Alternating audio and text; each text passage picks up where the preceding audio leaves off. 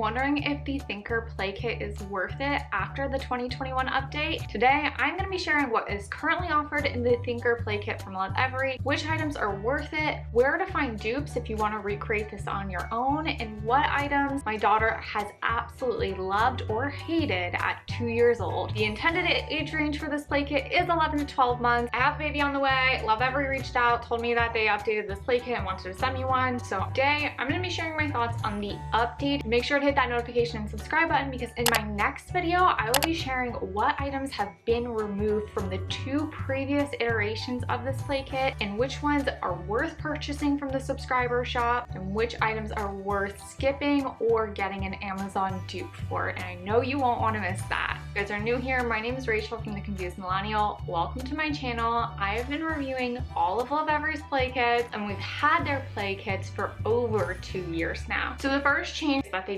discontinued baby Avery and now instead you get to choose between one of these 3 baby dolls. These are great. My daughter has loved them actually, and if they let you get extras in the subscriber shop, I would probably say to get a few because my daughter likes to have them hold hands. The other thing she's really like doing is she's potty training right now, so she actually opens up the Velcro here and she likes to have them go potty. As far as like whether I think these are better or worse than Avery, I think there's different pros and cons. My daughter always liked Avery, but Avery was a skinny doll and not super cuddly. These are a bit more cuddly and plush. I think for my Lovevery block set review, I showed you guys how my daughter would take her block set, this is the top of the block set, and we would put Avery into it and she would pull it around when it was in the car mode. These updated dolls, yes, you can still kind of get them in, but it's not quite as sturdy, and you can push them in a little bit more, but as you can see,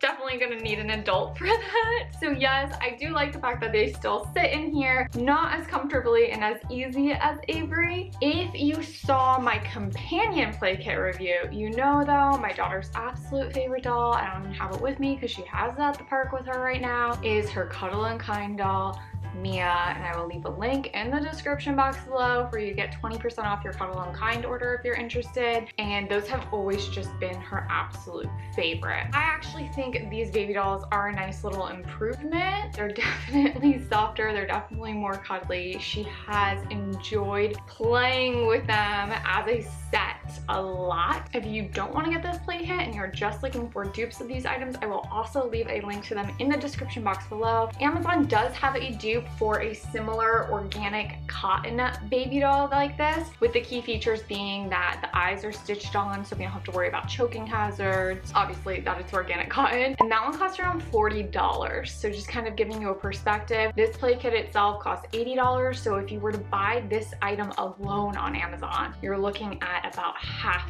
the cost of this play kit. The next major change in this play kit is the wooden peg drop. It comes with 3 little wooden pieces that's about this big. Put them in, you push, and they fall down. And then they have to pull this back out as such. Otherwise, if it's still pushed in, it'll fall right back through. So this is a nice little fine motor activity as well as problem solving activity. I thought because within 2 minutes of giving this to my 2-year-old, she understands the push-pull concept. So I thought like, okay, this is definitely not gonna be an item that has longevity to it, but I was shocked. She has actually played with this for hours over the first week of having it. She likes to try to stack the wooden pegs on top of one another, seeing how tall she can make the tower. She likes to get all of the pegs to stand up and put her different toy figurines on top. She has turned the box upside down. She has like found all sorts of different ways to explore this item, and I was not expecting that. I thought it was gonna hold her attention for about 15 minutes when I saw how quickly she problem solved the little push tab here. Or she's still refining fine motor skills and getting the pegs in, but she's 2. She's working with crayons, she's working with skinny pencils, she's working with skinny paintbrushes. Her fine motor challenge level level is a little bit further along than this, but it has held her attention. It's a really nice wooden toy, non-toxic paint, some like STEM engineering concepts in this, which I really like. And I think that's part of the reason why, like, she's using it to build different things as well. She's making those connections, it seems. So overall, I'm gonna say this is a huge improvement. Those dupes that are not quite like this, they're just adding a peg drop and hammering it down, are gonna cost you around $16 on Amazon. This is a big thumbs up. I think it is a toy that is going to last for a lot of kids well beyond the 11 to 12 month range. The next change to this play kit that is the same but different is the sliding top box. Basically, it comes with a felt ball. It does require a little bit of force and precision to push the ball through the hole, and then they have to slide the box over to retrieve the ball. Great lesson in strength, problem solving, hand-eye coordination, but it's a little bit different from the original, which was about twice the width. I really liked how wide this was because I would sit it up like this and we would take tiny baby Avery and use it as like a diorama. This was a really nice size for future imaginative play, so I'm a little bit bummed that this one is so much skinnier. With that said, you can always recreate this activity that I'm talking about here using a shoebox. Both are just as well made as the other. Similar sliding top box items on Amazon are gonna run you about $25. As far as how long your toddler or your baby will play with this item, has always liked this item, but it has never been her favorite item. She has always preferred the object permanence box that comes in one of the earlier play kits during the first year. She's continued to play with that well into being a 1-year-old and now as a 2-year-old. This one, she likes it, but it just has never been her go-to. She played with this for hours this week, and she played with this for like 30 minutes this week. So it's not that it doesn't get used, it's just not as much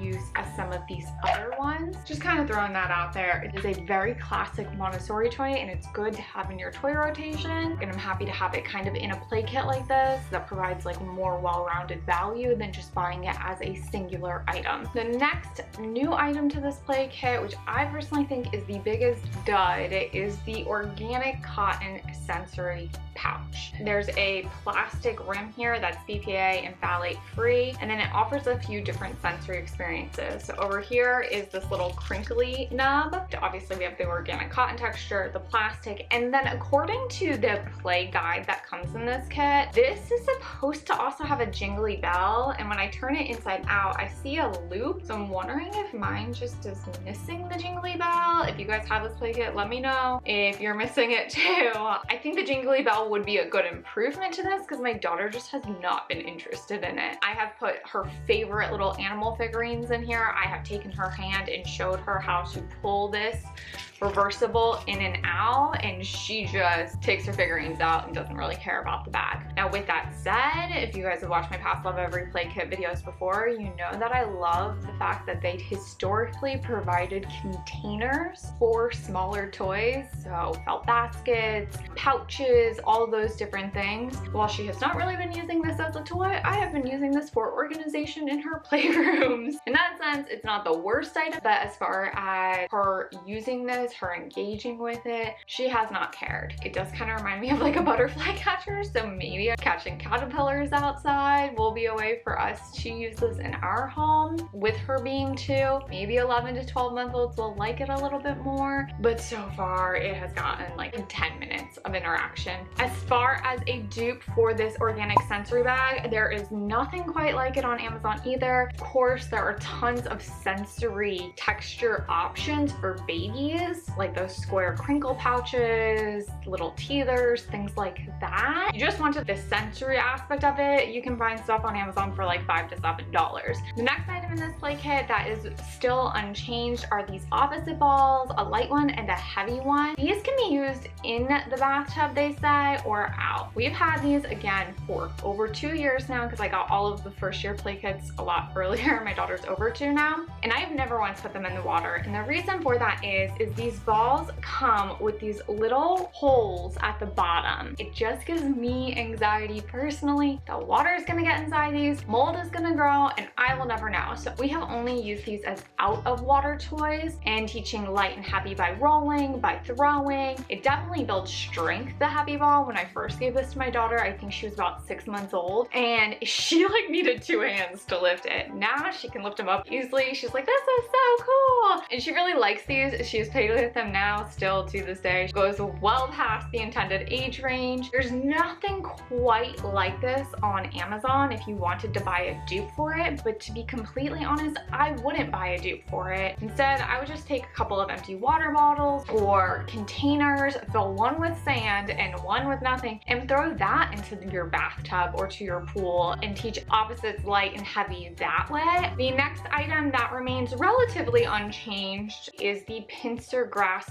box puzzle. So this was the original one and it came with a plastic knob. The new one comes with a wooden knob. They are the exact same size. However, the new knob is a little bit bigger than the old knob, probably making it a little bit easier with tiny fingers. My daughter never had a really hard time with the tinier knob. Super sturdy puzzle. My daughter still loves this. She will randomly take it out and play with it. On Amazon, the most similar item to this are their cylinder puzzles, which cost between like $20 and $30. If your child ends up liking this at 11 to 12 months, that could be a good next purchase puzzle, as they come with a lot more pieces. It has that same concept of the depth of these puzzles. This is really requiring a little bit more patience, a little bit more maneuvering. Is the Animals I See book, which is very simple. It is just the animal with the word of that animal at the bottom. These tiny books are great to have in your bag, in the car seat, using them at the diaper changing station, especially as your kids get a little bit older and more aware of their surroundings. Sometimes it's good for them to have a little bit of an activity during more challenging diaper changes. My daughter's always liked this book. She still reads the one that we gave her over 1.5 years ago, so this is still a thumbs up in my book. The other item that they give you in this play kit is very beautifully designed little kind of letter book, if you will, with a couple different writing prompts for you to write notes to your child. Almost like a baby book, but not a baby book.